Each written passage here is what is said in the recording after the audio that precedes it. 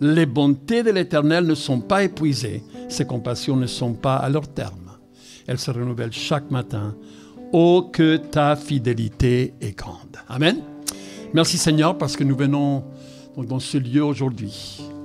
Tu nous as invités, Seigneur, à nous rassembler, à honorer ton nom ensemble, à te prier ensemble, à louer ton Seigneur, à exalter ton nom ensemble.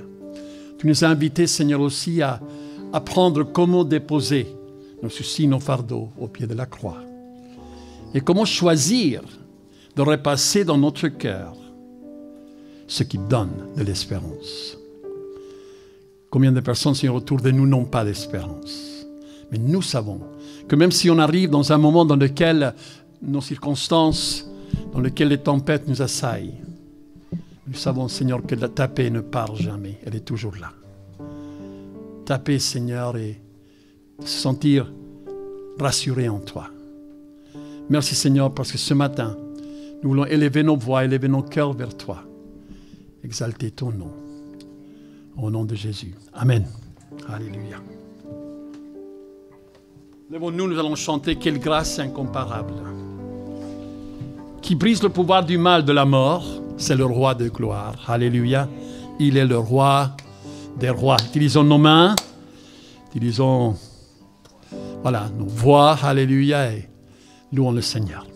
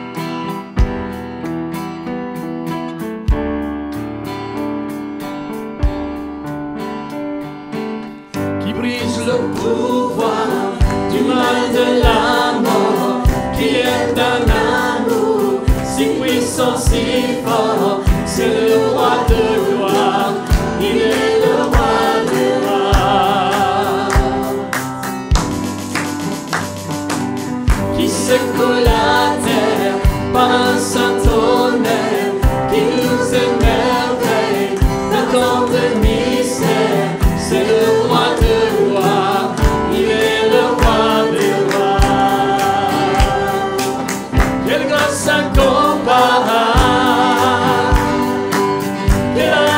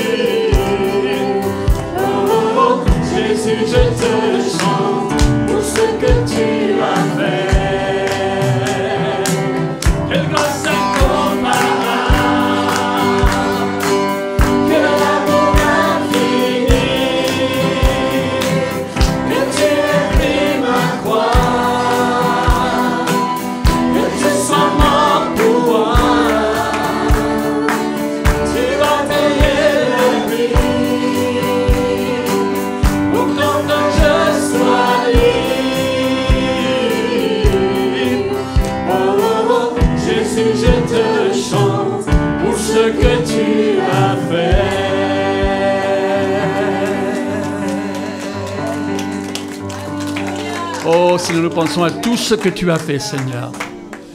Tout ce que tu aimes et tout ce que tu as fait, Seigneur. Alléluia. Nous t'adorons, nous t'exaltons, Seigneur. Nous ne sommes plus esclaves de la peur. Nous sommes tes enfants, Seigneur. Alléluia, Christ. Oh Jésus.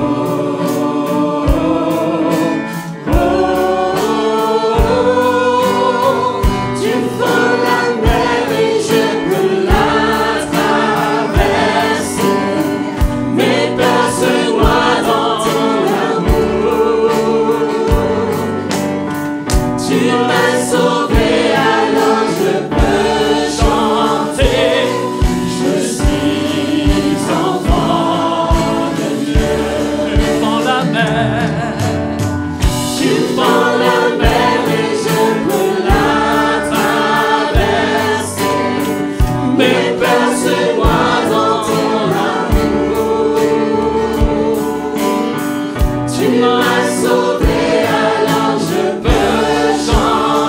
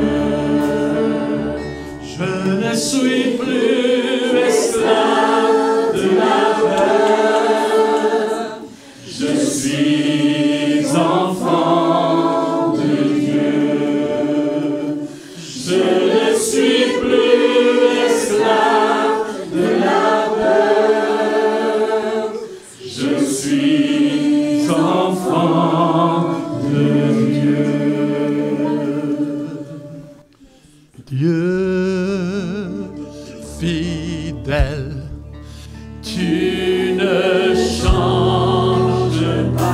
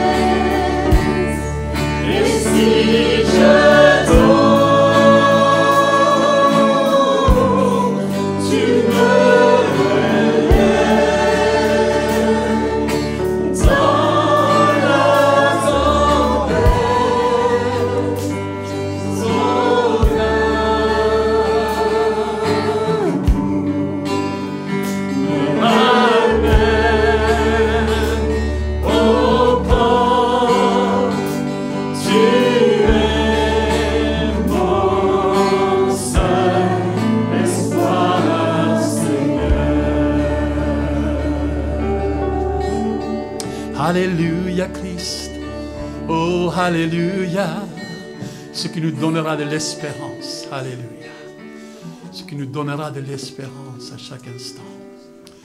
Alléluia, tu es notre seul espoir, Seigneur.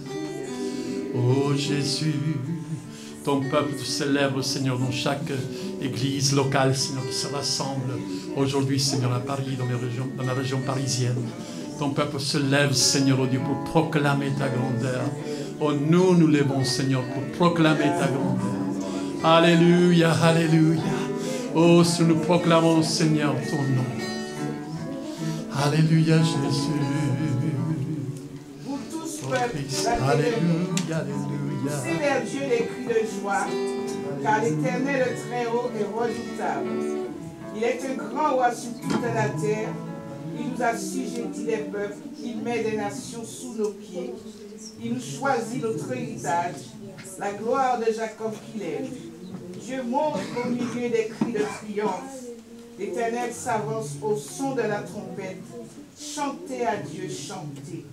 Chantez à notre roi, chantez, car Dieu est roi de toute la terre. Chantez un cantique. Dieu règne sur les nations. Dieu a poussière son saint trône. Les princes des peuples se réunissent au peuple du Dieu d'Abraham, car à Dieu sont les boucliers de la terre. Il est souverainement élevé.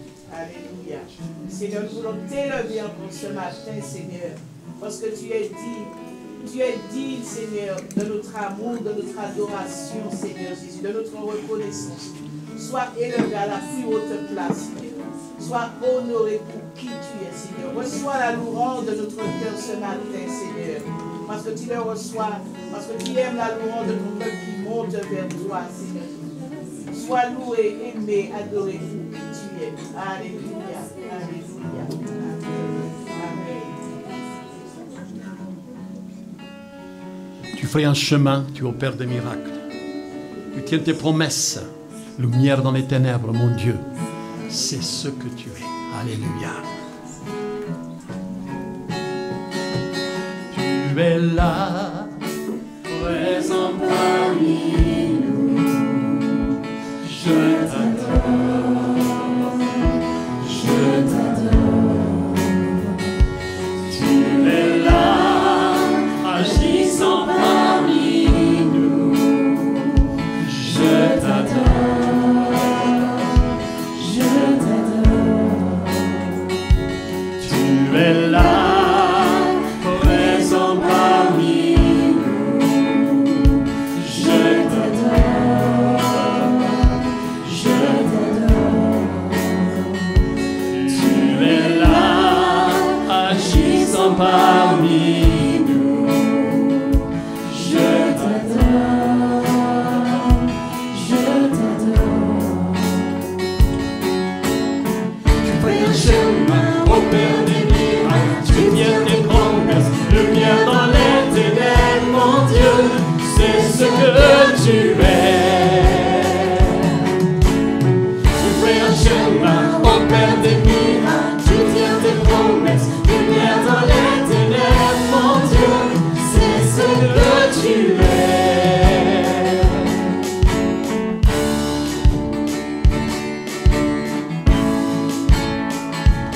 Tu es là, transformant nos vies.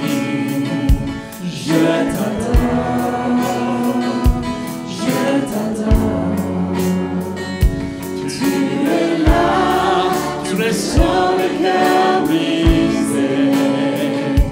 Je t'adore.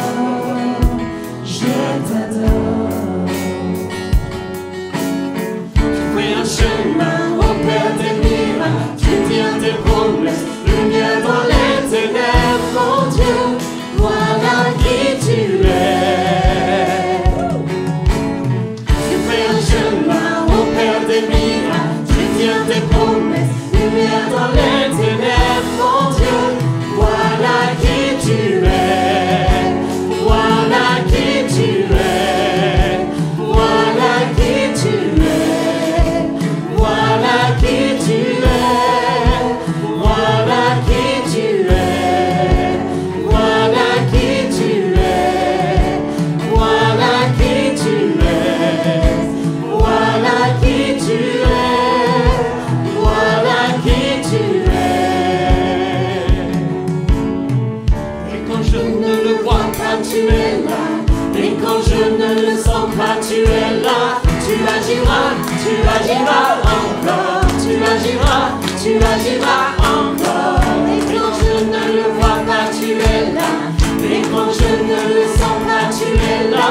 Tu agiras agiras encore, tu agiras encore.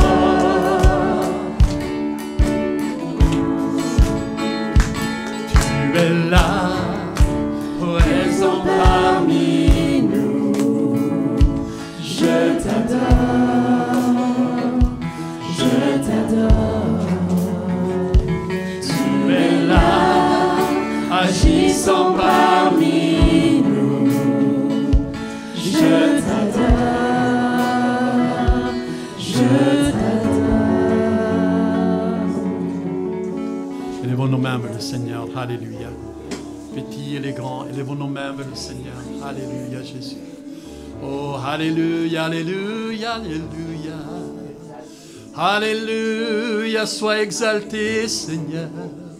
Sois élevé, alléluia, alléluia. Alléluia, ton nom, Seigneur. Oh, plus précieux que l'or. Ton nom, Seigneur, plus précieux que l'or. Alléluia, alléluia, Seigneur. Tu sieds au milieu de la louange de ton peuple. Tu sieds au milieu, Seigneur, de l'assemblée. Quand l'assemblée se rassemble, Seigneur, pour te louer, pour t'exalter. Alléluia, alléluia. Viens, Seigneur, viens siéger au milieu de nous. Alléluia, que nos cœurs, Seigneur, nos cœurs de louange, nos cœurs d'adoration. Alléluia, alléluia, Christ. Oh, alléluia, merci Seigneur de visiter nos cœurs, de visiter nos vies, Seigneur. Alléluia, alléluia, Christ. Alléluia, alléluia, Seigneur. Oh, que ton nom, Seigneur, est béni. Que ton nom est élevé, Seigneur. Que ton nom est exalté, Seigneur. Alléluia, alléluia. Alléluia, alléluia pour la croix. Alléluia pour la croix. Oh, alléluia Jésus. Alléluia Seigneur. Alléluia, sois élevé. Sois glorifié Seigneur. Sois glorifié Seigneur. Tu parles d'une manière ou d'une autre Seigneur. Tu parles à nos cœurs. Tu parles Seigneur jour après jour. Afin que quand on ouvre la bouche, nous parlons de ta part. Nous parlons, Seigneur, de ta part, Seigneur. Nous encourageons, Seigneur, l'assemblée. Nous édifions l'assemblée. Seigneur, que nos cœurs soient toujours prêts, Seigneur, à écouter ta voix. À écouter ta voix, Seigneur. Alléluia, Jésus. Alléluia, Christ. Amen, Seigneur. Oh, nous t'élevons, nous t'exaltons, Seigneur Jésus. Nous t'élevons, Seigneur, nous t'exaltons. Au nom de Jésus-Christ. Alléluia, Seigneur. Oh, Jésus, Jésus, Jésus. Alléluia, Jésus. Vivant, Seigneur, tu nous as aimés, tu nous aimes. Mourant sous la croix, tu nous as sauvés. Et au loin, tu portas nos iniquités. Et tu as couvert nos péchés par ton sang le plus précieux. Tu es monté au ciel pour nous préparer une place. Et tu reviendras pour venir nous chercher, pour habiter pour l'éternité avec toi, pour être sans cesse dans ta présence. Mais à tous ceux qui l'ont reçu, à ceux qui ont cru en son nom, il a donné le pouvoir de devenir enfants de Dieu.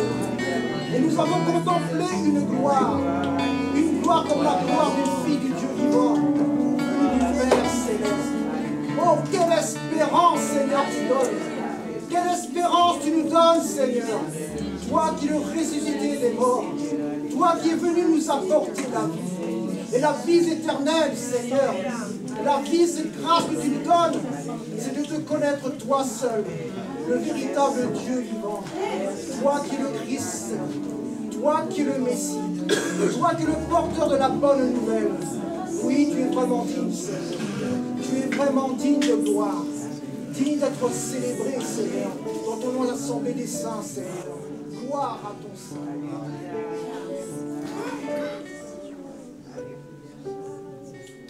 Prenons place dans cette attitude de remerciement, de louange, d'adoration. Nous nous approchons de la table du Seigneur.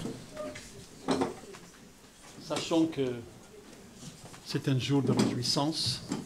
C'est un jour dans lequel nous pouvons célébrer le fait que, comme il est dit dans Ésaïe chapitre 12, sa colère s'est apaisée. Amen. Parce que nous avons regardé la croix. Il est dit ici, tu diras en ce jour-là, je te loue, ô Éternel, car tu as été irrité contre moi. Mon péché est irrité. Et ta colère s'est apaisée, tu m'as consolé. Le châtiment de notre paix est tombé sur lui. Ce qui produit la paix dans nos cœurs est tombé sur lui. Voici, Dieu est ma délivrance, je serai plein de confiance et je ne craindrai rien. Car l'Éternel est ma force et le sujet de mes louanges. C'est lui qui m'a sauvé. Vous puiserez de l'eau avec joie aux sources du salut. Et vous direz en ce jour-là, louez l'Éternel, invoquez son nom, publiez ses œuvres parmi les peuples. Rappelez la grandeur de son nom. Célébrez l'Éternel, car il a fait des choses magnifiques, qu'elles soient connues par toute la terre. Pousse des cris de joie et d'allégresse, habitants de Sion, car il est grand au milieu de toi, le Saint d'Israël. Tu diras en ce jour-là, je te loue, ô Éternel. Dis, je te loue, ô Éternel. Je te loue, ô Éternel, car tu as été irrité contre moi. Ta colère s'est apaisée et tu m'as consolé. Et aujourd'hui, l'Éternel est ma force et le sujet de mes louanges. Alléluia. Alléluia. Le sujet de mes louanges. Il y a un verset dans le psaume 119 qui parle de... Il est le sujet de notre louange. Amen. Je vais demander à Michael et Carole de venir et de prendre les éléments de la Sainte Seine, de les servir. Nous allons attendre pour participer tous ensemble.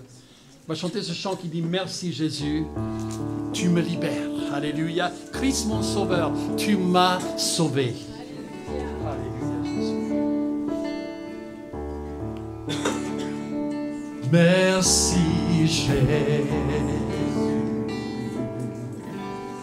Tu me libères, Christ mon sauveur, tu m'as sauvé, merci Jésus, oh merci Jésus, tu me libères. Christ mon sauveur, tu m'as sauvé.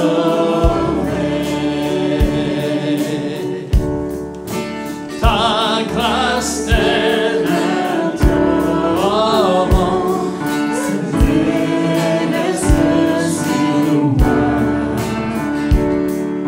Source de vie, amour de Christ, viens jaillir en moi.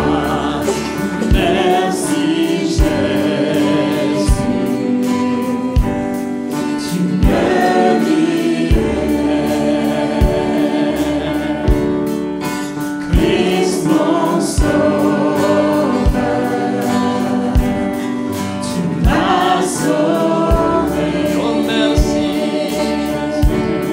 oh merci Jésus, tu me libères. Christ mon sauveur, tu m'as sauvé.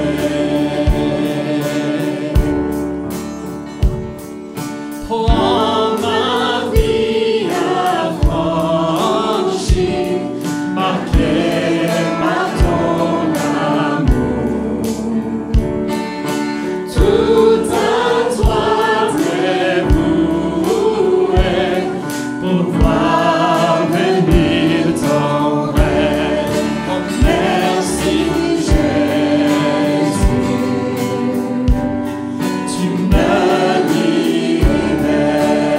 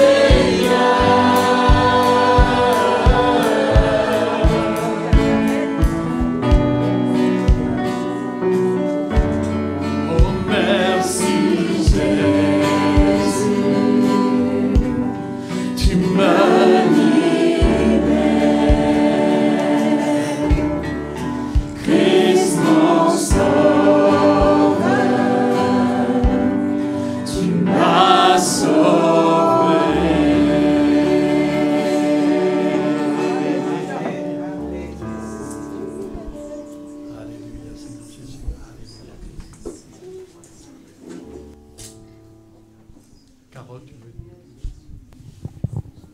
Alléluia, Christ. Alléluia.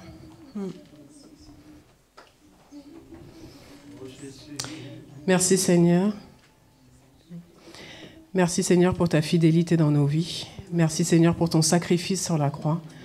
Merci Seigneur vraiment de ce que tu as fait pour nous sauver Seigneur mon Dieu et pour restaurer Seigneur mon Dieu cette relation avec le Père.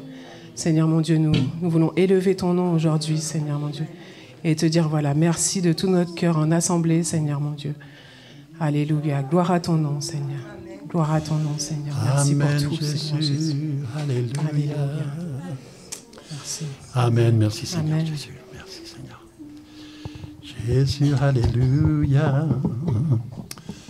Alléluia. Après avoir rendu grâce, il a dit, prenez ceci en mémoire de moi.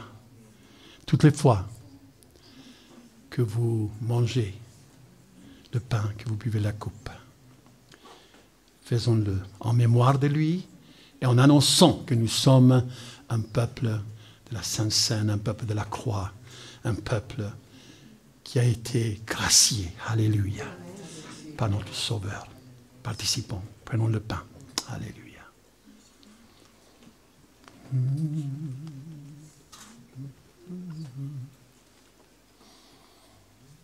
Amen, Seigneur. Et prenons la coupe, alléluia, Seigneur.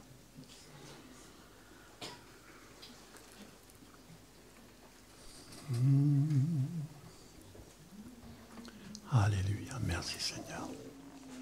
Dieu est si bon.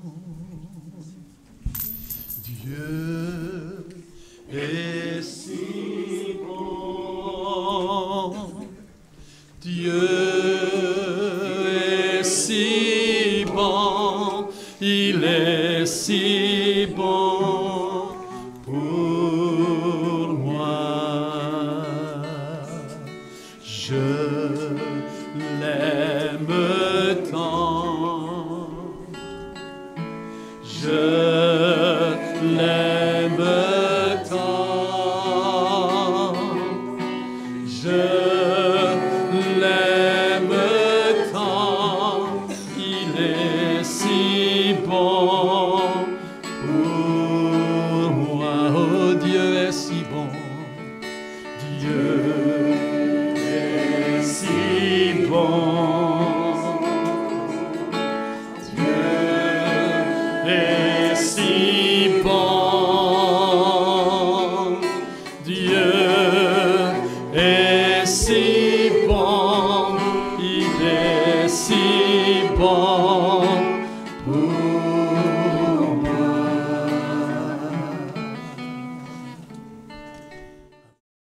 Alléluia. Nous allons prier pour recueillir les offrandes. Ça fait partie aussi de notre louange, notre adoration. Ça fait partie aussi donc, de notre désir de grandir dans le Seigneur et donc dans l'engagement que nous avons auprès de lui. Je vais demander à Steven et Yolande de venir et donc de prendre les paniers. Passer au milieu de nous, on va chanter ce chant qui dit « Non, rien ne pourra m'arrêter. Mon cœur ne peut s'empêcher de chanter.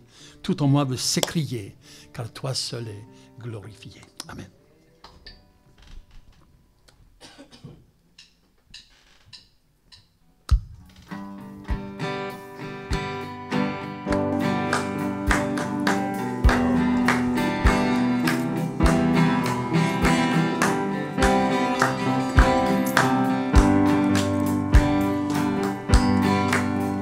Qui est l'homme que tu te souviennes de lui, et quel est-il que tu t'occupes de lui, libéré de tant de mots, tant de frontières, relâché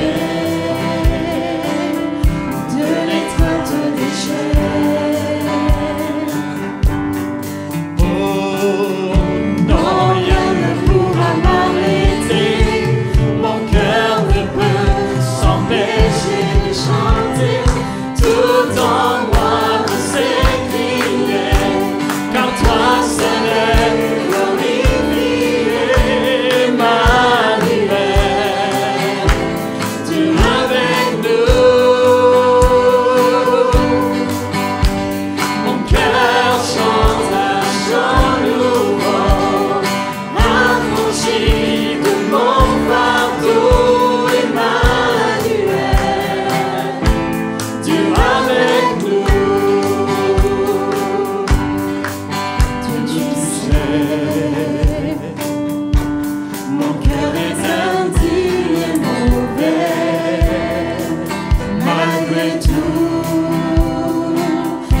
m'offre l'amour parfait.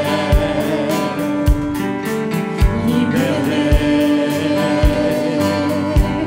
de tant de mots, tant de frontières, relâché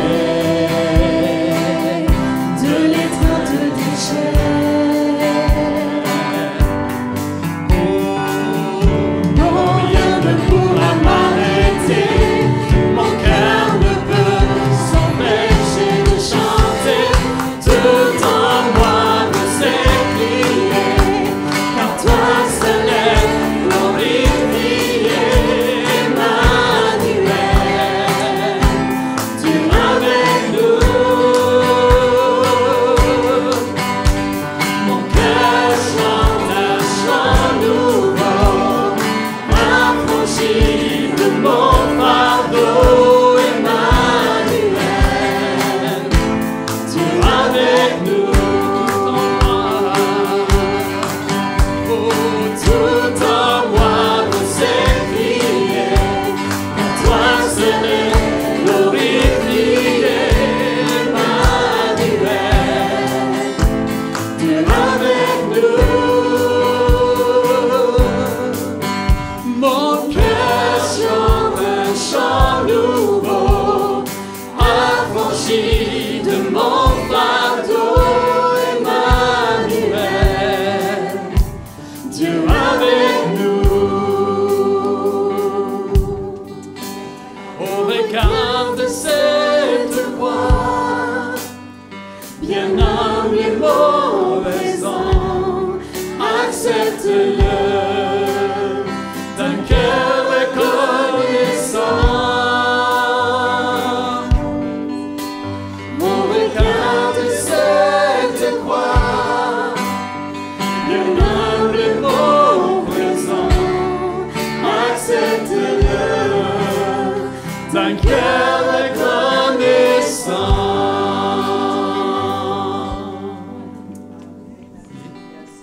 Steven. Alléluia Christ, Amen. Oui, Seigneur, ce matin, nous voulons te remercier, Seigneur, notre Dieu. Tout ce que tu nous donnes, Seigneur, vient de toi. Et Seigneur, nous voulons t'honorer ce matin avec tout ce que tu nous as donné ce matin. Bénis, Seigneur, ton peuple ce matin, tout ce qu'il a apporté. Seigneur, pour l'agrandissement de ton royaume. Je te dis merci pour ce matin. Au nom de Jésus. Amen. Alléluia. Amen. On va demander aux enfants de passer donc à leur classe d'école de dimanche. Dimanche prochain, il y aura avec nous le pasteur Albert qui nous a accueillis à Tahiti. Je vous ai parlé de lui. Alors, son fardeau, c'est les 118 îles à Tahiti où des gens habitent. Et la plupart n'ont jamais entendu parler de Jésus. Il nous a montré des photos d'une île et d'un groupe de personnes à qui il rendait visite. Il y avait 15 personnes sur l'île. Et les 15 personnes marchent avec Christ. Vous savez, Dieu aime chaque personne. Qui est l'homme que tu te souviennes de lui? Quel est-il que tu t'occupes de lui? Et donc, ce frère va partager ce fardeau qu'il a pour toutes ces personnes qui ne connaissent pas le Seigneur, qui sont un peu enracinées dans leur culture, dans leur croyances, etc. Mais Dieu fait une œuvre. Donc, je sais qu'il va une bénédiction au milieu de nous. Donc, je vais demander à David de venir. Et si quelqu'un, David, Denis, tu peux m'aider, s'il te plaît, à amener la chair. Donc, nous allons entendre la parole du Seigneur. Je ne sais pas où est parti le micro.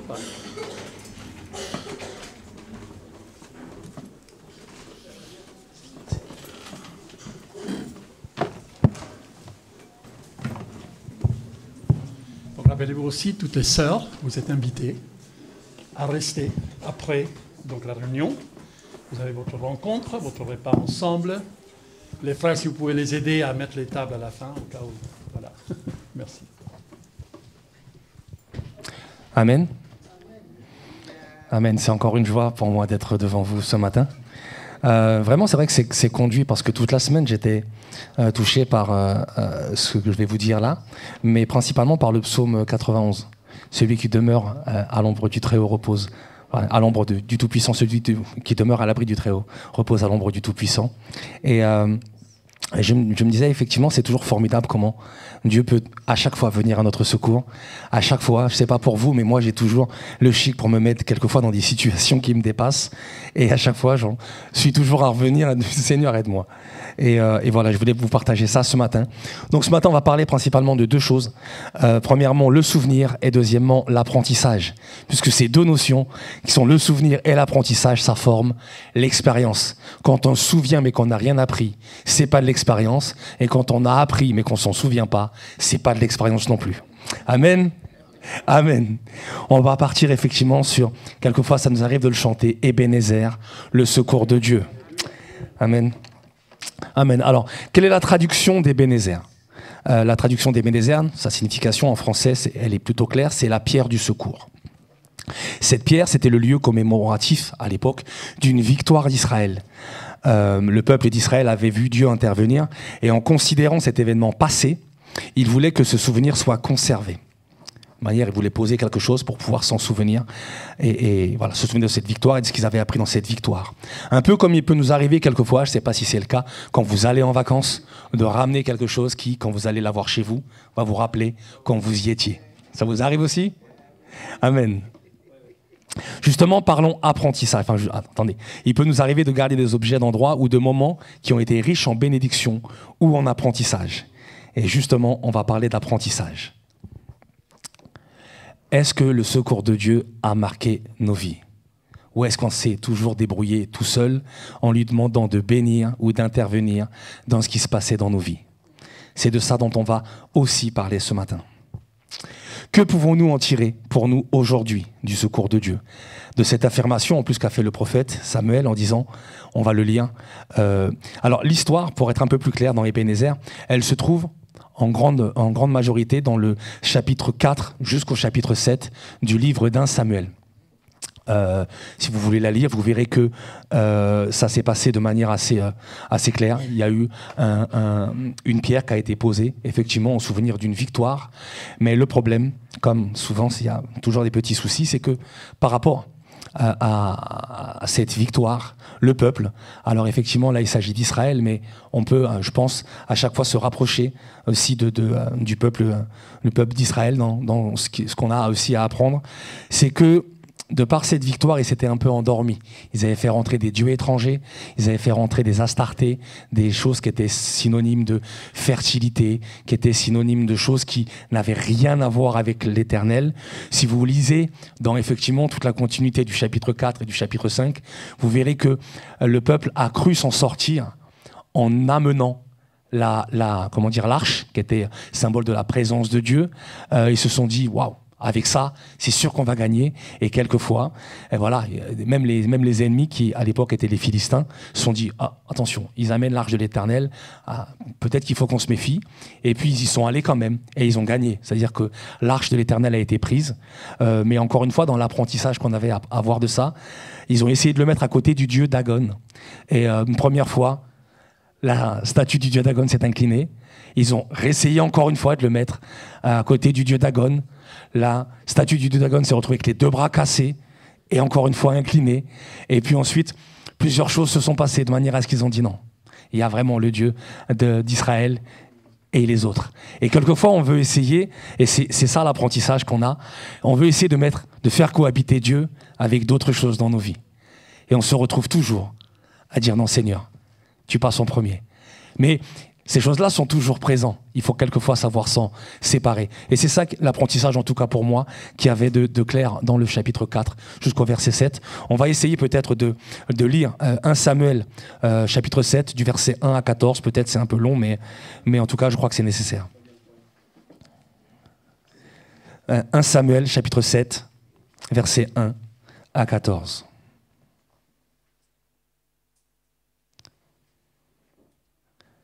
Excusez ma voix, je me suis cru suffisamment fort pour travailler en t-shirt. J'aurais pas dû. Fait partie des apprentissages aussi, du coup. Je vous le lis. Les gens de Kirjat Jérim vinrent et firent monter l'arche de l'Éternel. Ils la conduisirent dans la maison d'Abinabab sur la colline et ils consacrèrent son fils Éléazar pour garder l'arche de l'Éternel. Il s'était passé bien du temps depuis le jour où l'arche avait été déposée à Kirjat-Jéarim. 20 ans s'étaient écoulés. Alors toute la maison d'Israël poussa des gémissements vers l'Éternel. Samuel dit à toute la maison d'Israël: si c'est de tout votre cœur que vous revenez à l'Éternel, ôtez du milieu de vous les dieux étrangers et les Astartés. Dirigez votre cœur vers l'Éternel et servez-le, lui seul, et il vous délivrera de la main des Philistins. Et les enfants d'Israël ôtèrent du milieu d'eux les Baals et les Astartés, et ils servirent l'Éternel seul. Samuel dit: assemblez tout Israël à Mitzpah, et je prierai l'Éternel pour vous. Et ils s'assemblèrent à Mitzpah. Ils puisèrent de l'eau et la répandirent devant l'Éternel, et ils jeûnèrent ce jour-là, en disant: nous avons péché contre l'Éternel. Samuel jugea les enfants d'Israël à Mitzpah. Les Philistins apprirent que les enfants d'Israël s'étaient assemblés à Mitzpah. Et les princes des Philistins montèrent contre Israël. À cette nouvelle, les enfants d'Israël eurent peur des Philistins. Et ils dirent: Samuel ne cesse point de crier pour nous à l'Éternel, notre Dieu, afin qu'il nous sauve de la main des Philistins. Samuel prit un agneau de lait et l'offrirent tout entier en holocauste à l'Éternel. Il cria à l'Éternel pour Israël, et l'Éternel l'exauça. Pendant que Samuel offrait l'holocauste, les Philistins s'approchèrent pour attaquer Israël. L'Éternel fit retenir en ce jour son tonnerre sur les retentir en ce jour son tonnerre sur les Philistins, et il les mit en déroute. Ils furent battus devant Israël. Les hommes d'Israël sortirent de Mitzpah, poursuivirent les Philistins et les battirent jusqu'au-dessous de Beth-Car. Samuel prit une pierre qu'il plaça entre Mitzpah et Shen, et il l'appela du nom d'Ébenezer en disant: jusqu'ici l'Éternel nous a secourus. Amen. Amen. Voilà le contexte de la discussion de ce matin. Effectivement, que pouvons-nous tirer pour nous aujourd'hui de cette affirmation qu'a faite le prophète Samuel? Jusqu'ici, l'Éternel nous a secourus. Résumé de l'histoire, effectivement, vous l'avez lu et je vous l'ai dit en préambule, l'histoire elle se passe dans les chapitres 4, 5, 6 et 7. Israël avait abandonné plus ou moins Dieu. Fort de son confort et de ses victoires, il a essayé de mélanger un peu avec les habitudes. Mais quelquefois, quand Dieu nous a suffisamment bénis, il peut nous arriver aussi de clocher du pied. Il peut nous arriver de faire rentrer dans nos vies des choses qui n'ont rien à y faire. Des habitudes qui n'ont rien à y faire. Des actions qui n'ont rien à y faire. Cela avait entraîné une décrépitude dans tous les domaines. Et quelquefois, on le voit bien dans nos vies quand on commence à accepter certaines choses par facilité, peut-être aussi par convenance sociale. Il y a des choses qui se font passer un certain âge. Il y a des choses qui se font passer un certain statut. Il y a des choses qui se font passer, voilà, c'est une certaine avance dans la vie. En tout cas, c'est ce qu'on peut se dire. Et quelquefois, elles n'ont rien à faire. Elles ne peuvent pas cohabiter. Tout comme Dagon ne pouvait pas cohabiter avec l'arche de l'Éternel, certaines choses ne peuvent pas cohabiter avec la présence de Dieu dans nos vies, dans nos maisons, dans nos travails et dans nos habitudes. Amen. Amen. Hop, j'avais dit, Dieu est Dieu et il ne cohabite avec rien d'autre. Rappelons-le nous, Dieu est un Dieu jaloux. Il n'accepte pas de deuxième épouse. Ça ne marche pas comme ça. Amen. Suite ça, donc, je vous le disais encore une fois en préambule, vous lirez, je crois que c'est dans le chapitre 4, l'arche de l'Éternel avait été prise. Mais suite à cette défaite cuisante, les Israélites avaient manifesté le désir de revenir à Dieu. Parce que souvent c'est comme ça que ça se passe. C'est quand on est dans les difficultés qu'on se dit mince, je dois revenir à Dieu. Alors enlevez les idoles avait ordonné Samuel et servez Dieu lui seul. Il n'a pas simplement dit servez Dieu. Servez Dieu lui seul. Pas le football, pas les séries, pas Netflix. Servez Dieu lui seul. Amen. Et il vous délivrera. Il y a la promesse et il y a la réponse. Faites-le et c'est pas comme ça et ça ira bien pour vous et on vous tapera dans le dos. Non, et il vous délivrera. Le peuple s'était repenti devant Dieu et était revenu profondément à lui. Mais encore une fois, la foi se vit dans sa dimension pratique.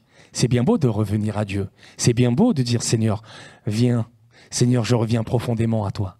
Mais quand les problèmes reviennent vers nous, Quelle est notre attitude? Comme je le disais, souvenir et apprentissage, c'est ça l'expérience. C'est une chose effectivement de se confier à Dieu, et c'en est une autre de croire qu'il va faire. Parce qu'on imagine que, un peu comme dans une série où ça se passe sur une île, quand on prononce le nom de l'Éternel, on a le totem d'immunité. C'est pas comme ça que ça se passe. C'est pas parce qu'on marche avec l'Éternel qu'on a le totem d'immunité. Amen. Ça va pas empêcher les problèmes d'arriver, ça ne les éloignera pas non plus. Il va falloir y faire face avec l'aide de Dieu. Amen. Amen. Michael parlait la semaine dernière du don de la foi et de la réponse qui est celle du fait de croire.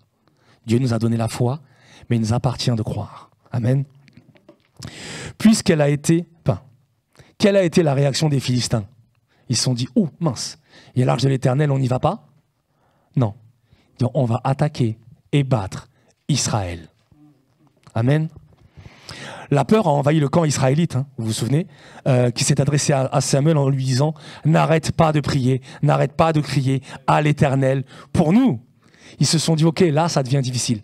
Là, on est dans le dur. » J'ai l'habitude de dire qu'à l'école, on a d'abord la leçon et ensuite l'épreuve. Et dans la vie, comme dans la vie avec Dieu, on a d'abord l'épreuve et ensuite la leçon. Dieu exauça cette prière. Les Philistins ont été battus et Israël a compris, enfin sur le coup, que la victoire était premièrement celle de Dieu et pas la leur. Et deuxièmement, qu'elle dépendait de la confiance que son peuple mettait en lui. Parce que nos victoires, et c'est ça qu'il faut apprendre ce matin, c'est que nos victoires, elles dépendent de la confiance que l'on mettra en lui. La foi est un don. Le fait de croire est une réponse à ce don. Amen. Suite à cela, Samuel a dressé une pierre du souvenir qu'il a appelée Ebenezer en disant « Jusqu'ici, l'Éternel nous a secourus ». Revenons un peu sur Samuel, sur l'auteur de cet acte qu'a posé Samuel. Samuel, je ne sais pas si vous vous en souvenez, ou du moins si vous le savez, c'est le fils d'Elkana et d'Anne.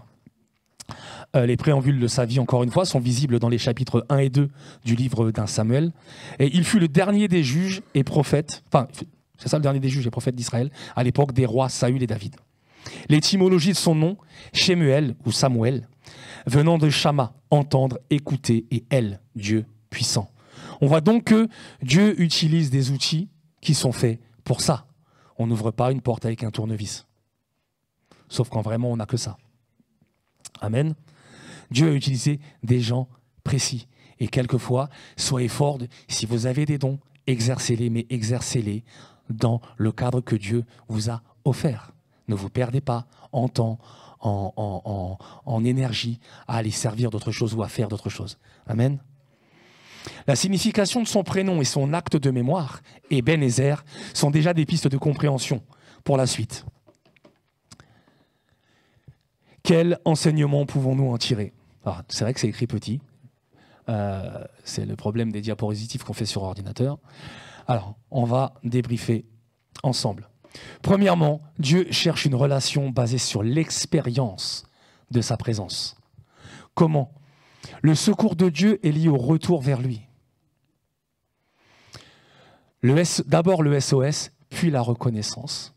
Et ensuite, reconnaissance sur le fait que Dieu vit et agit. Et ensuite, sans lui, personne ne connaît la délivrance. Amen. Le fait que cette expérience n'est pas basée sur le savoir, mais sur le vivre. On peut avoir une culture biblique. On peut connaître moult choses sur la Bible, sur le contexte de la Bible, sur les gens qui l'ont écrit, sur la façon dont ils l'ont écrit, sur l'endroit même où ils l'ont écrit, et ne pas vivre ce qui est écrit. Amen. La foi se vit donc dans sa dimension pratique. Il ne suffit pas de savoir, il nous faut connaître. Ça, c'est la dimension pratique et cette expérience est basée sur la confiance. Imaginez-vous aller dans un endroit que vous ne connaissez pas, mais dont vous connaissez les dangers. Est-ce que vous accepteriez d'y aller avec quelqu'un en qui vous n'avez pas confiance? Si vous me dites oui, il va falloir qu'on parle. Toujours est-il que on va reprendre sur le fait que Dieu cherche une relation basée sur l'expérience de sa présence. Jusqu'ici, Dieu nous a secourus. C'est étonnant d'affirmer ça en constatant que pourtant Israël n'a pas remporté de victoire pour le moment. Samuel serait-il aveuglé par la victoire ou Dieu ne tiendrait-il toujours pas sa parole? En fait, le secours de Dieu est lié au retour vers lui. On l'a vu. Chaque fois qu'Israël a fait confiance ou a placé sa confiance en Dieu, il a été secouru. L'intervention de Dieu n'est pas automatique, mais elle se vit quand on a foi en lui. Quand Dieu met des choses dans nos vies, il attend qu'on s'adresse à lui. Seigneur, je te veux. Si on veut les faire seuls, on peut les faire seuls. Si on veut essayer de résoudre des choses dans nos vies seuls, on peut tenter de le faire seul. Mais il est incontournable. Il est celui qui est. Il est Dieu. Donc de toute façon, sachant qu'il est incontournable, on pourra essayer de passer à côté, en dessous, rarement au-dessus, on ne pourra pas, mais en tout cas, on pourra essayer de l'esquiver. Mais au bout d'un moment, on passera par l'Éternel. Ce n'est pas possible autrement. Amen. L'intervention de Dieu, effectivement, elle n'est pas automatique. Dieu est Dieu. Il y a un verset qui dit « Dieu est Dieu et il fait tout ce qu'il veut ». Il est Dieu. Amen. S'il a d'abord l'appel au secours, il y a ensuite la reconnaissance. Ebenezer, Dieu nous a secourus. Seigneur, nous revenons avec un amour profond et avec un repentir profond vers toi. Ensuite, il a secouru. Ce n'était pas que des mots. Après l'appel au secours, il n'y a pas eu que l'écho. L'intervention de Dieu qui délivre fait suite à une prière. C'est l'affirmation que Dieu est vivant et agissant. Parce que Dieu est amour, c'est l'affirmation que le secours vient de lui et que celui qui se confie dans l'homme, avant tout, ne connaîtra pas cette délivrance.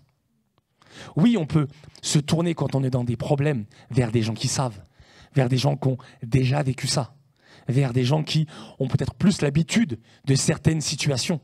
Oui, ça peut nous arriver de le faire. Et quelquefois, c'est même presque plus pratique, en tout cas plus immédiat. Mais je le disais tout à l'heure, l'expérience est basée sur le souvenir et sur l'apprentissage.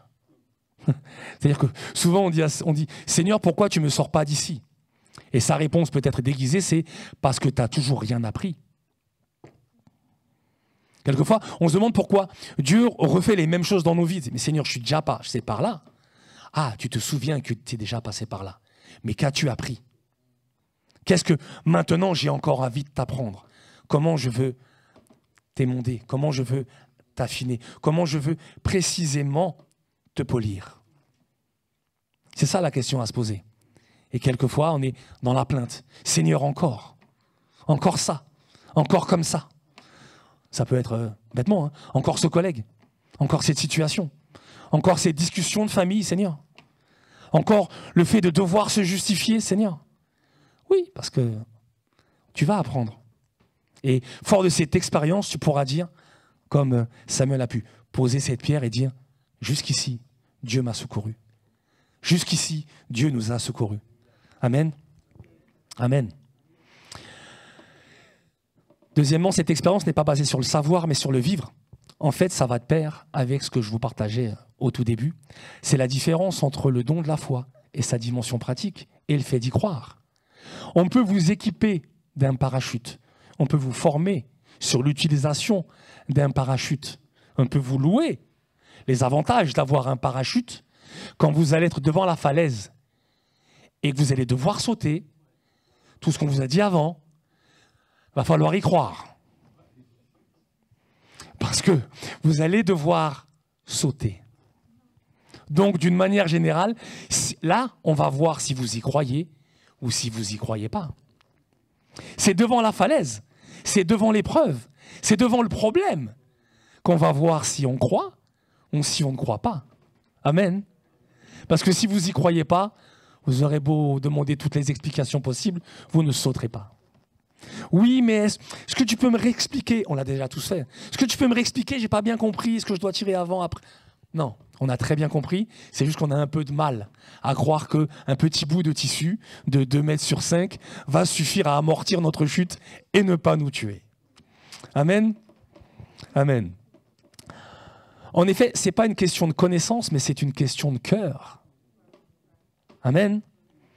Pour preuve, 400 ans plus tard, le problème était malheureusement le même lorsque le prophète Jérémie a constaté qu'Israël ne s'appuyait pas sur Dieu.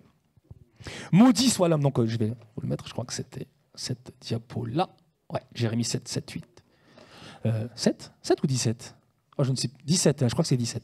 J'ai mal mis, parce que là j'ai marqué 17 et là j'ai 7. Béni soit l'homme qui se confie dans l'Éternel et dont l'Éternel est l'espérance. Il est comme un arbre planté près des eaux et qui étend ses racines vers le courant. Il n'aperçoit point la chaleur quand elle vient et son feuillage reste vert. Dans l'année de la sécheresse, il n'a point de crainte. Il ne cesse de porter du fruit. Amen. Quand on sème dans l'homme, on sème dans les problèmes. Quand on sème en Dieu, on sème dans la richesse. On sème dans l'abondance. On sème dans les fruits. Amen. Amen. Pour affirmer que Dieu secourt, Samuel s'appuie sur la réalité du passé et non sur l'avenir.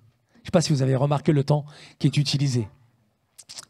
Je crois me souvenir qu'en hébreu, les temps, c'est un peu plus compliqué. Je crois même qu'il n'y a pas de futur. Mais j'en suis pas certain. Que les exégètes puissent me reprendre si c'est le cas. En tout cas, Samuel s'appuie sur la réalité du passé et non sur l'avenir, puisque l'avenir, par définition, c'est à venir. Donc on ne sait pas ce qui va se passer. Amen. Il s'appuie sur du concret et non sur une théorie, aussi belle soit-elle. Dieu est réellement intervenu. Pourquoi regarder vers le passé et non vers l'avenir? Est-ce que vous avez une idée? L'expérience. Dieu, la relation que Dieu veut avec nous, c'est une relation d'expérience, une relation personnelle. Je me réjouis de savoir ce que Dieu fait dans vos vies, mais j'aime ce que Dieu fait dans la mienne. Et je ne pourrai pas vivre avec ce que Dieu fait dans vos vies, tout comme vous ne pourrez pas vivre avec ce que Dieu fait dans ma vie. Il faudra vous appuyer sur ce que Dieu fait dans la vôtre. Le salut, il est personnel. Amen. Amen. Oui, il pouvait l'affirmer haut et fort, jusqu'ici, l'Éternel nous a secourus. Pourquoi ne pas dire plutôt, toujours l'Éternel nous secourra? Pourquoi? Ce serait pourtant l'affirmation d'une foi encore plus grande, non? Toujours l'Éternel nous secourra. Mais on ne sait pas ce qui va se passer après. On ne sait pas quels sont les plans de Dieu. On ne sait même pas comment nous, on va réagir au plan de Dieu.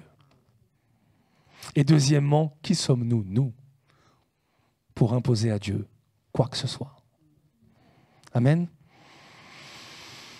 La foi de Samuel, elle ne fait en fait référence qu'au passé pour pas être taxé de... Enfin, on pourrait dire, mais il ne croit pas. En fait, il croit que ce qu'il voit, il est un peu comme ce disciple de saint Thomas. Pourquoi cette attitude de Samuel? Effectivement, on aurait pu prendre ça comme de la méfiance envers Dieu pour ce qui concerne l'avenir. Mais comme il le disait à mots cachés, jusqu'à maintenant, oui, Dieu est intervenu. Mais qu'en sera-t-il demain? Est-ce qu'on saura rester les yeux fixés sur lui? Est-ce qu'on aura suffisamment de dimensions pratiques dans nos foi pour se tourner vers Dieu et que Dieu à nouveau nous secourt? En fait, la foi est avant tout un regard vers Dieu. C'est ce qu'a manifesté le peuple d'Israël en revenant à Dieu dans la repentance et la prière de confiance. Dieu intervient, oui, quand on revient vers lui. Amen. C'est cela qui détermine la foi et non avant tout le fait de penser à des événements à venir. Parce qu'effectivement, on dit que oui, il sera. Il sera parce qu'on a l'expérience de ce qu'il a déjà fait. On a l'expérience que si on revient vers lui, si on marche avec lui, alors oui, il fera. Mais on ne peut pas signer un chèque en blanc. Amen. On a besoin de voir un petit peu de temps en temps, même si on ne comprend pas tout ce qui peut nous arriver. Non, Samuel ne doute pas de Dieu, mais il veut mettre l'accent sur quoi? Sur l'expérience de sa grâce. Est-ce que vous pensez que le peuple, mais en général nous-mêmes, on mérite quoi que ce soit? Est-ce que vous pensez que c'est par nos bons agissements que nous sommes sauvés? Même si la foi sans les œuvres est vaine. La Bible nous le dit, hein, mais ce n'est pas avec nos œuvres. Ce n'est pas comme si on se disait, si je fais tout bien, alors Dieu va me secourir. Mon ami, tu t'égares. Et même des fois, je me le dis à moi. Je dis, si je fais comme ça, je suis dans les plans de Dieu. Le miroir me rappelle que bien qu'il soit éclairé, des fois, moi, je ne le suis pas. il y a une lumière dans le miroir le matin. Et des fois, ça me fait rigoler parce qu'au début, je ne comprenais pas pourquoi. Je dis, c'est vrai que c'est pratique et tout, bref. Et le Seigneur m'a dit, des fois, le miroir est plus éclairé que toi. Parce que des fois, je me dis, Seigneur, ok, cette journée, je sais que tu vas être là, calme-toi. Commence la journée, prends ton train et puis on va aller comme ça, jour après heure, et jour après jour. T'énerve pas. Voilà. Il est une lumière à nos pieds, sur notre sentier, mais à nos pieds. Ok ? Parce que des fois, s'il nous montrait ce qui va nous arriver, je ne suis pas certain qu'on aurait la force de se lever le matin. Amen. Amen. Le comportement d'Israël était-il un élément de pression ? Parce qu'ils ont jeûné, parce qu'ils sont revenus, alors je suis obligé de les bénir ? Est-ce que c'était un élément de chantage pour imposer à Dieu de leur venir en aide pour l'avenir ? Non. On ne peut pas exiger de Dieu quoi que ce soit. Il fait ce qu'il veut selon son plan. Christ lui-même dit, non pas ma volonté, Seigneur, mais la tienne. Et quelquefois on dit, non pas ma volonté, mais un peu quand même. C'est un peu comme ça. On ne peut pas exiger grand-chose de Dieu, même si on peut lui rappeler ses promesses. On peut dire, Seigneur, j'ai des problèmes financiers, tu as promis d'enrichir ceux qui t'obéissent, tu as promis de venir au secours de ceux qui t'obéissent, règle donc mes problèmes financiers. Et le Seigneur nous dit, apprends d'abord à compter. Il y a des choses, c'est pas à Dieu de les faire, c'est à nous. Mon ami, si tu as 3 000, tu dépenses 5 000, retourne au CP à prendre les soustractions. C'est pas plus bête que ça. Hein. Mais des fois, on pense que, voilà, Seigneur, tu as dit que tu allais nous bénir et on vit au-dessus de nos moyens. Mais pas que matériel. Des fois, on vit au-dessus de nos moyens spirituels. Des fois, on se met dans des choses spirituelles. On n'est pas équipé pour. On n'a pas encore le niveau pour se mettre dans ces choses-là. Et la chute est haute. Alors on tombe et on retourne à Dieu. Seigneur, pardon, j'avais visé trop haut. Rappelle-moi qu'effectivement... Mais encore une fois, dans les apprentissages, on peut prendre celui de Pierre. Seigneur, je ne te renierai jamais. Jamais. Il est venu, il a sorti l'épée, il a coupé des oreilles. Une oreille. Pardon. Ne pas mettre un pluriel, il n'y a que du singulier. Il a coupé une oreille. Jamais. Avant que le coq chante 3 fois, tu m'auras renié déjà. 3 fois. Donc, prenons aussi ça. Arrêtons de nous mettre dans des combats où on est sûr de la suite, alors qu'on ne sait même pas comment on va réagir. Arrêtons de demander à Dieu des choses que l'on ne peut pas porter. Vous savez, souvent, moi ça m'est arrivé avec les enfants, on fait des courses, comme tout le monde, on mange et puis on vit. Et souvent, Noah, en premier, il veut lever les sacs de courses. Mais il se dit, comme papa les lève, moi je vais les lever. Sauf que lui et moi, on n'a pas le même stade. Moi, je suis adulte, enfin, je pense. Et lui, c'est un enfant. Oui, on est tous l'enfant de quelqu'un, donc je suis adulte, mais enfin bon. Bref. Mais forcément, il n'a pas la force. Il le veut de tout son cœur, mais il n'a pas la force pour soulever ça. Pourtant, dans ce sac-là, il y a de quoi le nourrir. Pourtant, dans ce sac-là, il y a des choses qui sont bonnes pour lui, mais il n'a pas la force pour le soulever. Et avec Dieu, c'est un peu pareil. On lui demande des fois de mettre dans nos vies des choses qu'on n'a pas la force de porter, qu'on n'est pas en capacité, ne serait-ce que même de bouger. Amen. Dans bien des cas, les SOS lancés à Dieu deviennent alors une imposition. Mais qui veut faire pression sur Dieu oublie avant tout que c'est sa grâce et non son devoir qui le caractérise. Ma grâce te suffit. Ma grâce te suffit. Le verset le plus court dans la Bible, priez sans cesse. Si on arrive à se rappeler de ces deux choses-là, effectivement, le psaume 119, il est long. On en a tous fait l'expérience dans l'apprentissage. Mais ces deux versets-là, priez sans cesse et ma grâce te suffit, je crois qu'ils ne sont pas trop compliqués à non seulement apprendre et surtout à se rappeler. Amen. Hudson Taylor, vous connaissez Hudson Taylor, le missionnaire qui est parti en Chine? Ça vous dit quelque chose? Voilà. Effectivement, avant d'être missionnaire en Chine, sa foi était naturellement remarquable. Il parlait à un ami de ses difficultés financières en tant qu'étudiant en médecine. Mais que malgré ça, il continuait à donner 1/10, donc il continue à donner sa dîme, 1/10 de ses faibles ressources pour l'œuvre de Dieu. Son ami lui a demandé alors, mais comment tu fais? Tu es dans les difficultés, mais tu continues à donner. Pourquoi? Qu'est-ce que tu as fait et comment tu as fait pour ne pas réduire ce don? La réponse d'Hudson Taylor a été très pragmatique. Il n'a pas dit, j'ai demandé à Dieu d'augmenter mes revenus. Il n'a pas dit, j'ai demandé à Dieu de me donner plus parce que je me sacrifiais pour lui. Il a dit, j'ai loué une chambre moins chère. C'est tout. Il a loué une chambre moins chère. C'est à nous de nous adapter à la volonté de Dieu et ce n'est pas à la volonté de Dieu de s'adapter à nous. Amen. C'est à nous de revenir à Dieu. Quelquefois, quand on est fâché, ce n'est pas à Dieu de revenir vers nous. On est d'accord là-dessus?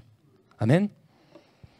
La réaction juste est de dire « Dieu m'a fait la grâce de continuer son œuvre en louant une chambre moins chère, plus que, comme je me suis sacrifié, il a répondu à mes problèmes en me permettant de trouver un hébergement moins cher. »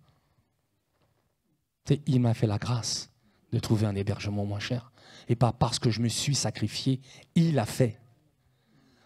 Vous voyez le mécanisme? Il est différent. L'expérience, souvenir, apprentissage. Pour les prochaines difficultés, je compte sur sa grâce, mais qui suis-je pour lui imposer de me secourir? Des fois, on a l'impression que, voilà, mais voilà, il va nous secourir. Qui dit qu'il n'a pas prévu pour nous une vie de martyr? Qui dit qu'il n'a pas prévu pour nous une vie de souffrance? Combien on se met dans les larmes? Marc le répète régulièrement avant de venir en France. Il a croisé des gens qui ont vraiment semé dans les larmes, dans les difficultés. Ils ont dû appeler le secours de Dieu. Mais ils ne savaient pas ce que Dieu avait comme plan. Marc et d'autres. Et pourtant, ils sont revenus dépités. Ils sont revenus abattus. Mais ils étaient quand même dans la volonté de Dieu, de venir, de souffrir. Oui, ce n'est pas la fête foraine. Hein. Oui, la vie avec Dieu, ce n'est pas le 14 juillet. Il peut y avoir des moments de feu d'artifice. Alléluia. Mais ce n'est pas obligatoire. Se soumettre à la volonté de Dieu, c'est accepter ça aussi. C'est accepter que ce ne soit pas toujours facile. C'est accepter que ça ne se passe pas toujours comme on a envie que ça se passe, ou comme on avait imaginé que ça se passerait. J'en prends pour exemple. Est-ce que certains ont des enfants? Ici, moi. Est-ce que vous vous êtes déjà entendu dire, quand j'aurai des enfants, je ferai comme ça, comme ça, comme ça, comme ça. Ok? Où est cette personne maintenant? Elle est toujours là? Si elle est toujours là, est-ce qu'elle a tout fait comme elle l'a dit? Non. Apprenons aussi des fois à faire doucement avec les mots. Amen. Il me suffit de savoir qu'il est amour. Au jour de la grâce, dit l'Éternel, je te secourrai.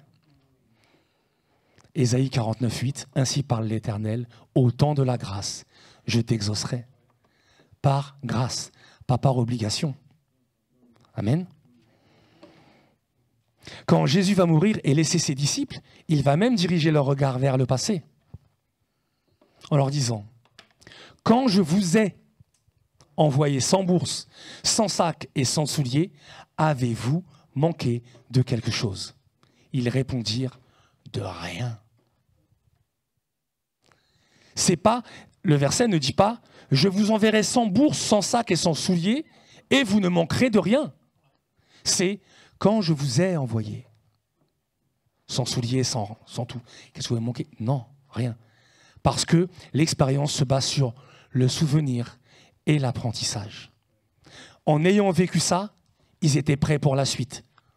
S'ils n'avaient pas vécu ça, ils n'étaient pas prêts pour la suite. Amen. On apprend d'abord à marcher, ensuite à courir. Sauf pour les gens très doués. J'en ai pas vu encore. Mais je ne doute pas que ça puisse exister. La manière dont ils ont vu le Seigneur agir pour eux, même en possédant le minimum, est le gage de son intervention pour l'avenir. La Bible est claire, il est le même aujourd'hui, hier et éternellement. Dieu est Dieu, il ne change pas. Il n'y a pas de temps futur, passé. Il est Dieu. Effectivement. On a l'habitude de dire que vieillir, je le répète parce que j'aime beaucoup cette phrase-là, vieillir c'est embêtant, mais c'est le seul moyen de vivre longtemps. Donc oui, il y a des désavantages à vieillir, mais si on veut vivre longtemps, il va falloir vieillir. Troisièmement, quelques autres exemples du secours de Dieu effectivement, quelquefois Dieu répond, mais il ne le fait pas immédiatement. Des fois, il le fait immédiatement. Mais des fois, il ne le fait pas immédiatement. Premièrement, quand Dieu répond illico, vous connaissez le roi Josaphat? Ça vous dit quelque chose, Josaphat? C'est un roi d'Israël. Il était en lutte avec Akab. Enfin, avec Akab, je crois, en lutte contre le roi de Syrie. Darius, si mes souvenirs sont bons, mais encore une fois, je mélange un peu tout en ce moment. Akab réagit humainement. Par un stratagème, il s'est déguisé en simple soldat. Au-delà du fait que l'idée puisse être bonne, il n'a pas imaginé tromper l'ennemi, il a imaginé tromper Dieu. Parce que si on demande à Dieu son aide, mais qu'on fait tout pour qu'il n'intervienne pas, c'est comme être devant la falaise et prétexter une crampe. Ça revient à la même chose. T'as pas de crampe, t'as juste pas envie d'y aller. Bref. Ça semble marcher, puisqu'on a repéré le roi, Josaphat et tous vont contre lui. Comment réagit ce dernier? Josaphat implora l'aide du Seigneur Dieu, qui le secourut en repoussant ses ennemis. C'est 2 Chroniques 18, chapitre 18, verset 31. Après cela, un soldat syrien tira au hasard, une flèche qui atteignit Akab entre les plaques de son armure protectrice de sa cuirasse, et il mourut. Il s'est déguisé. Il s'est déguisé avec une armure.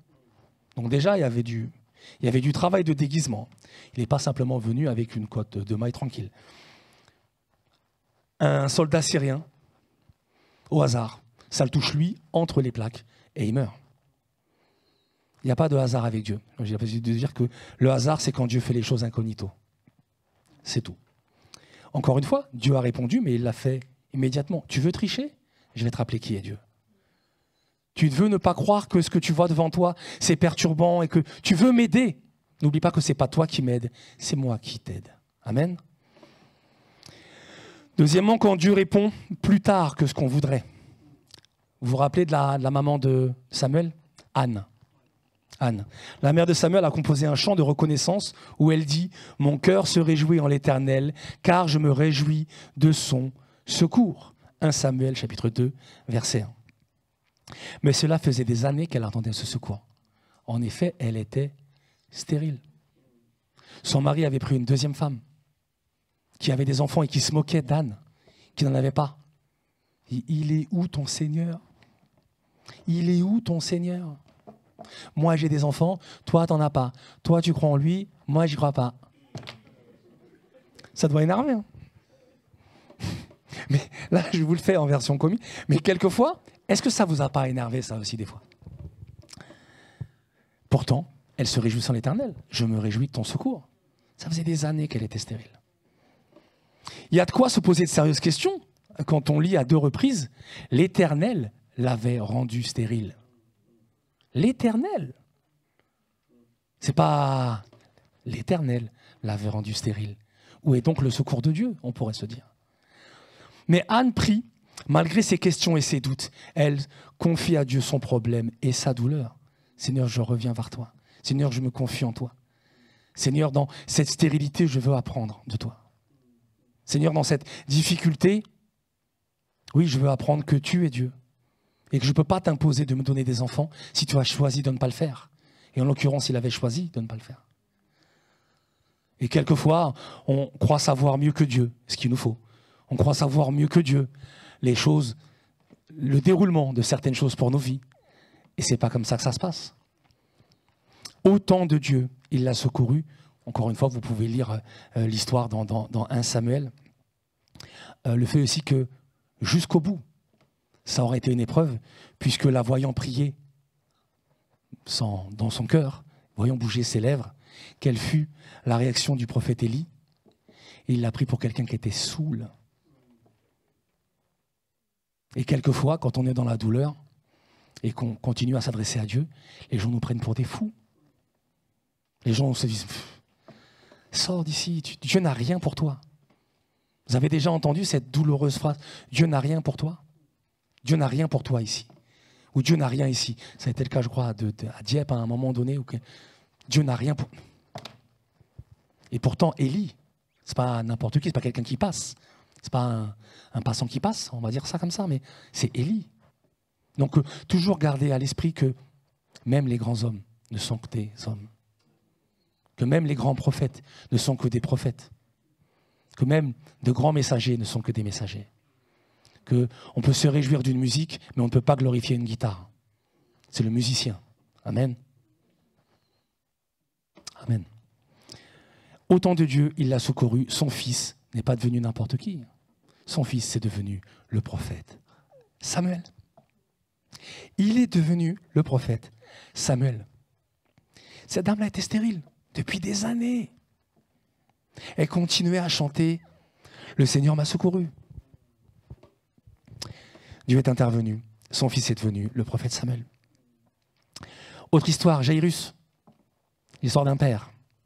Un des chefs de la synagogue vient supplier Jésus de guérir sa fille qui est très malade. L'histoire, elle se trouve en Marc, chapitre 5, et versets 22 à 43.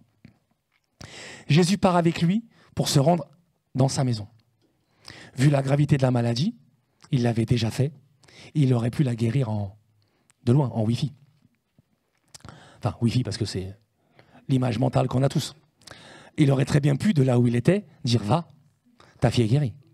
Il l'avait déjà fait. Non, c'est pas comme ça qu'il choisit de faire.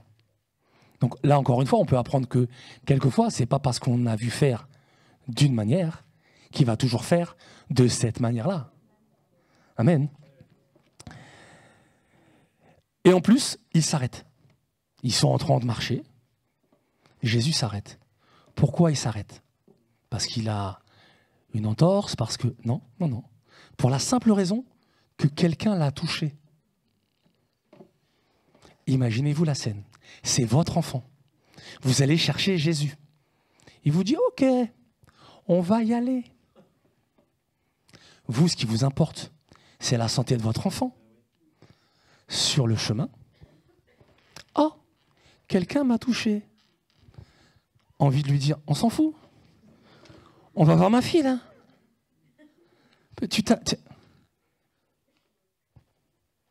On n'a pas le temps.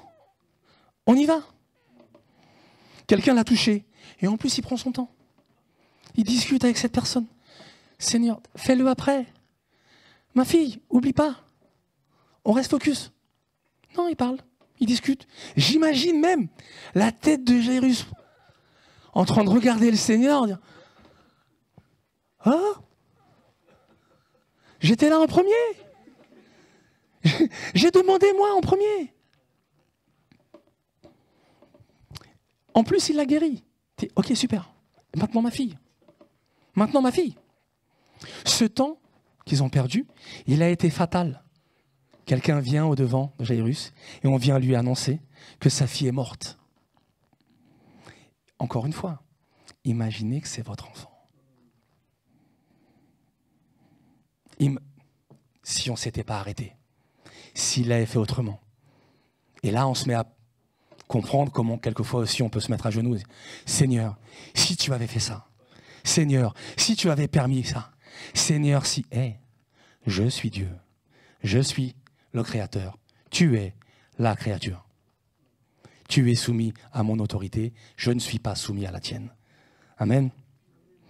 Ce temps perdu a été fatal. On vient annoncer effectivement à Jairus que sa fille est morte. L'épreuve se transforme en drame. Est-ce que ça a déconcentré Jésus?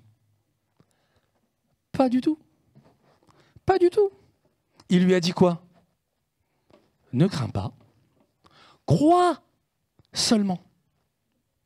T'inquiète pas. Ne crains pas. Crois seulement. Mais Jésus, sans tenir compte de ses paroles, la personne qui vient lui dire que la personne est morte, dit au chef de la synagogue, ne crains pas, crois seulement. Et c'est ce que Dieu nous demande dans les circonstances terribles qu'on peut vivre. Dans des choses où, des fois, on attend après ça peut être, je sais pas, un contrat de travail. On se dit, tous les gens qui sont rentrés dans la société, ils ont déjà leur contrat. Moi, j'ai pas le mien, je suis arrivé avant eux. Seigneur, tu m'as oublié. Puis on voit quelqu'un qui est dans les difficultés, le Seigneur s'occupe de lui. Il nous dit, j'étais là en premier. J'ai commencé à prier, j'ai entamé mon jeûne il y a 2 mois, moi. Et des fois, on est un peu comme ça, on est humain. On est un peu comme ça. Seigneur, premier arrivé, normalement, premier servi. Non. Dieu ne fait pas comme ça. On n'impose pas à Dieu un calendrier. On n'impose pas à Dieu une manière de faire. Non, ne crains pas. Crois seulement. Et Jésus va ressusciter cette fille. C'est ça le plus beau. En général, on oublie que l'intervention du Seigneur, même si elle peut nous sembler tarder, même quelquefois elle peut sembler arriver trop tard, hein, voilà, pas pour Dieu. Pas pour Dieu. Parce que ce qu'il y avait à comprendre, c'est que même au bout du bout, même quand on croit à la chose finie, Dieu peut quand même intervenir. Même quand on est inquiet, même quand on est tracassé, même quand on ne peut faire rien d'autre que de penser à nos problèmes, même quand on vient nous annoncer la pire des nouvelles, Dieu peut encore intervenir. Amen. Mais il y a une condition à ça. La prière de confiance et non la demande exigeante. Seigneur, guéris mon enfant. Seigneur, sa vie est devant toi. Mes doutes, mes douleurs de parents sont devant toi aussi. Que ta volonté soit faite. Jésus sur la croix, il n'a pas dit Seigneur, Dieu, je suis ton fils. Et je descends 5 minutes. Je règle tout le monde et je remonte. Pourtant, je pense qu'il avait eu envie, quand on vous met des coups, pas forcément évident de ne pas répondre. Croyez-moi, je sais de quoi je parle. Et pourtant, quelle a été sa réponse? Pas ma volonté, Seigneur, mais la tienne. Oui à ce que je veux. Oui, cet enfant, oui, cette difficulté, oui, cette douleur. Quelquefois, c'est des douleurs. Certaines douleurs prennent des jours, des semaines, des années. Certaines douleurs sont comme des compagnons. Elles ne nous quittent jamais. On vit avec. Jusqu'au bout. Dieu peut intervenir. Des fois, ensuite, ça fait 20 ans. Dieu n'interviendra plus. Ça fait 2 semaines. J'attends une réponse. La date butoir, c'était il y a 3 jours. Ça fait 5 jours. C'est mort. Ça n'arrivera pas. Et puis, tu reçois un courrier. On vous avait oublié. Si, c'est bon. Donc, ça m'est arrivé, c'est pour ça que je vous en parle. Je pensais que pour un travail, tout était terminé. Je me dis, bon, le date butoir, elle est là. Eh bien, tant pis. J'ai reçu un coup de fil en disant, mais écoutez, on n'a pas le temps de faire des commissions de recrutement. On vous veut à telle date. Amen. Amen. Je ne m'attendais pas à ça. Amen. J'étais dans des difficultés en plus, personnelles, mais parce qu'on en traverse tous. Et le Seigneur m'a dit, non, je fais ce que je veux. Je suis Dieu. Un coup de fil, pas de commission de recrutement, un courrier, tu seras là le 2 septembre. Gloire à Dieu. Je pensais la situation terminée, il l'a redémarré. Amen. Quatrièmement, le secours de Dieu Ebenezer peut passer par le nôtre. Je parlais tout à l'heure d'instruments. On est tous les instruments du secours de Dieu. Amen. Si Dieu a créé son Église, son corps, c'est aussi pour utiliser ses membres, en tout cas les membres que nous sommes. Il peut toujours intervenir seul, bien sûr, il est Dieu. Il est suffisamment puissant en tout cas, mais il se sert aussi de nous pour accomplir sa volonté. Pour que nous, on puisse aussi aller. Amen. Nous pouvons nous croire spirituels en pensant que c'est Dieu qui secourt et qu'on n'a rien à faire dans ces choses-là, mais souvent ça nous déresponsabilise. Vous savez, quand quelqu'un vous dit qu'il est dans la difficulté et vous lui dites « je vais prier pour toi ». Si tu le peux, mon frère, ma sœur, déplace-toi. Va. Aide. Pleurez avec ceux qui pleurent. Réjouissez-vous avec ceux qui se réjouissent. Arrêtons de bénir en Wi-Fi. Je vais prier. Je vais prier que Dieu fasse. Déjà quitter pour imposer à Dieu qu'il fasse. On se rappelle, hein? Et deuxièmement, si tu peux le faire, fais. La Bible est claire. Tout ce que vos mains, vos pieds, vos corps trouvent à faire, faites-le.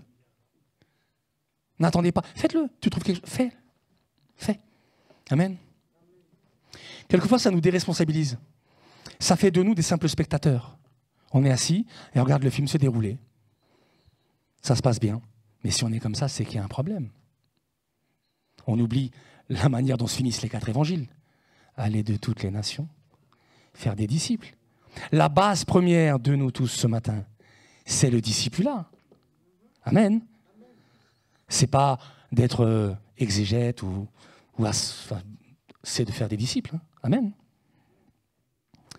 Joab, encore une fois, un autre Un autre exemple. Face à l'attaque des Syriens, il a dit à son frère Abishai, en 2 Samuel chapitre 10 et versets 11 et 12, « Si les Syriens sont plus forts que moi, tu viendras à mon secours.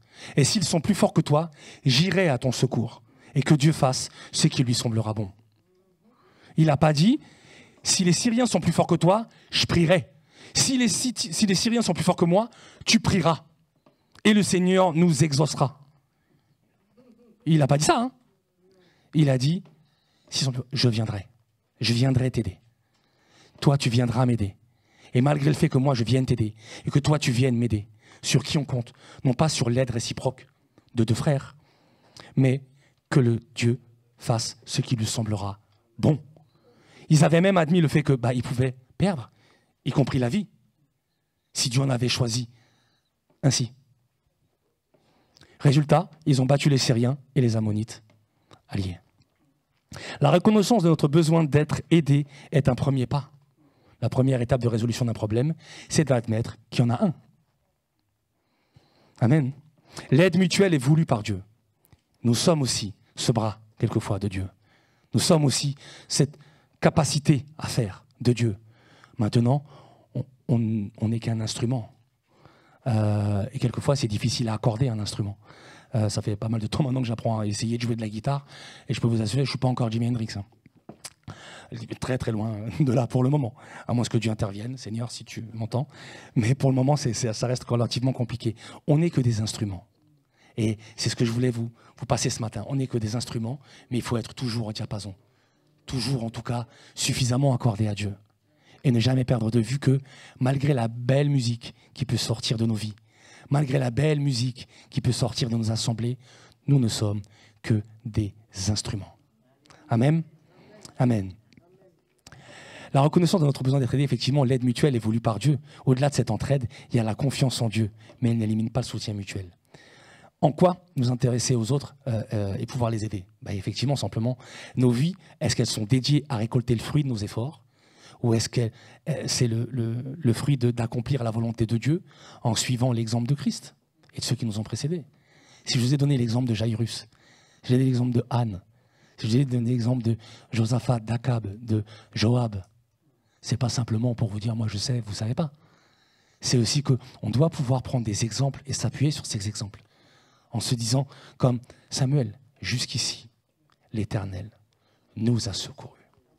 Amen. Pour conclure, revenons au secours que Dieu peut accorder. Ça, c'était ce que je vous disais en préambule. J'avais raté le diapo. Voilà. Approchons-nous donc avec assurance du trône de la grâce, afin d'obtenir miséricorde et de trouver grâce pour être secourus dans nos besoins. Ce n'est pas automatique, il faut s'approcher d'abord avec assurance du trône de la grâce. Amen. Amen. La notion de grâce, elle revient à 2 reprises dans ce seul verset. On ne peut pas imposer, encore une fois, à Dieu son secours, mais sa bonté est réelle et elle le pousse à nous secourir. C'est ça le caractère de Dieu.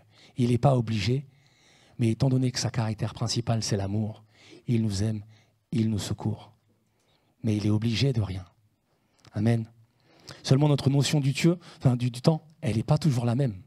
Nous, à mesure qu'on voit arriver les rides ou les cheveux blancs, pour ceux qui ont encore des cheveux, on se dit, ok, on se rapproche gentiment de la ligne d'arrivée. Hein. Mais Dieu n'a pas le même temps que nous. Amen. Il secourt, il apporte son secours. Et c'est ce que je veux vous dire, au travers des différentes choses. Quand il le fait illico, quand il le fait malgré le fait qu'on puisse essayer de tricher, il le fait en son temps. Amen. Parce qu'il a des choses à faire. Amen. La seule condition qui nous est demandée, c'est de nous approcher de lui avec confiance, encore une fois. Je me rappelle, j'avais lu une fois, je m'intéressais au pont. J'ai eu ma période où je m'intéressais au pont. Gustave Eiffel, il surveillait la construction d'un pont en Gironde, que vous pouvez voir. Je ne me rappelle plus du nom, mais il y a un pont en Gironde qui a été fait par Gustave Eiffel. Et c'était lui l'architecte, donc il surveillait les travaux. Un ouvrier est tombé à l'eau. Gustave Eiffel lui-même a plongé. Il n'était pas obligé, il était architecte. Il l'a plongé, il l'a sauvé. Vous savez ce qu'il lui a dit? Non? Il lui a pas dit pourquoi? Il lui a dit, ayez la bonté de mieux vous attacher. J'aime nager, certes, mais pas quand je suis habillé. Je trouvais ça excellent. C'est-à-dire que quelquefois, le Seigneur, c'est un peu ce qu'il nous dit. Fais attention de mieux t'attacher. J'aime intervenir, mais pas quand normalement je ne devrais pas. Parce que là, c'était ça. Donc, j'ai trouvé ça, en tout cas, amusant que quelqu'un dont on sait que c'est un architecte ait pu aussi avoir ce recul de plonger habillé et de dire à quelqu'un ouais, je suis architecte, comment ça se fait, vous êtes viré, vous êtes mal attaché, vous êtes viré. Il lui a dit non. Il lui a dit il y a la bonté de mieux vous attacher. J'aime nager, certes, mais pas quand je suis habillé. Je trouvais ça lunaire. L'important, c'est donc de rester attaché à Dieu. Et heureusement, il est prêt à nous secourir quand nous l'appelons ou quand nous tombons. Amen. Amen. Prions. Seigneur Jésus, merci pour ta grâce. Aide-nous à nous rappeler que l'expérience est faite de souvenirs et d'apprentissage. Aide-nous à nous rappeler ou de rappeler en tout cas à notre mémoire les différents exemples que tu as mis dans la Bible de ces personnes, de ces personnages, de ces héros de la foi qui ont pu monter, qui ont pu descendre, qui ont pu tomber ou qui ont pu se révéler, Père. En tout cas, aide-nous à apprendre de ce qu'ils ont vécu. Aide-nous à apprendre aussi de toi et de la leçon que tu veux que nous comprenions, à savoir que c'est toi qui secours. Aide-nous à être cette pierre vivante et puissante dans nos vies, sur laquelle nous aussi voulons bâtir. Ebenezer, jusqu'ici, l'Éternel nous a secourus. Amen. Soyez bénis. Bon dimanche et bonne semaine.